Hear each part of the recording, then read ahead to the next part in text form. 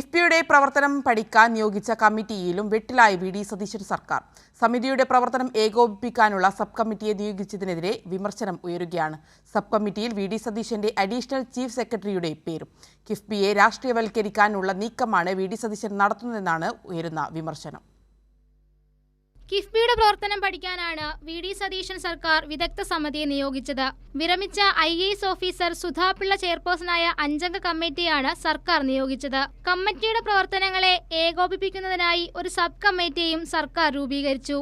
എന്നാൽ സബ് കമ്മിറ്റിയിൽ ഇടം നേടിയ ഒരു പേര് മുഖ്യമന്ത്രിയുടെ അഡീഷണൽ പ്രൈവറ്റ് സെക്രട്ടറി തിലകൻ KPKയുടേതാണ്. സർക്കാരിന്റെ ഈ നീക്കത്തിനെതിരെയാണ് വലിയ വിമർശനങ്ങൾ ഉയരുന്നത്. സർക്കാർ പഠനത്തിനായി നിയോഗിക്കുന്ന കമ്മിറ്റികളിൽ രാഷ്ട്രീയ ഇടപെടൽ ഉണ്ടാവരുതെന്ന യാഥാർത്ഥ്യം മറികടന്നാണ് മുഖ്യമന്ത്രിയുടെ നീക്കം. അതിലുപരി കമ്മിറ്റിയെ നിയന്ത്രിക്കാൻ സബ് കമ്മിറ്റി കൂടി വരുമ്പോൾ സമിതിയുടെ പ്രവർത്തന സ്വാതന്ത്ര്യത്തെ സാരമായി ബാധിക്കും.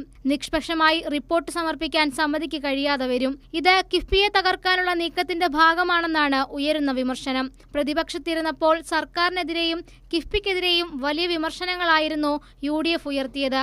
കിഫ്ബിയുടെ പ്രവർത്തനങ്ങളെ ഇകഴ്ത്തിക്കാണിക്കാനും ശ്രമം നടന്നു.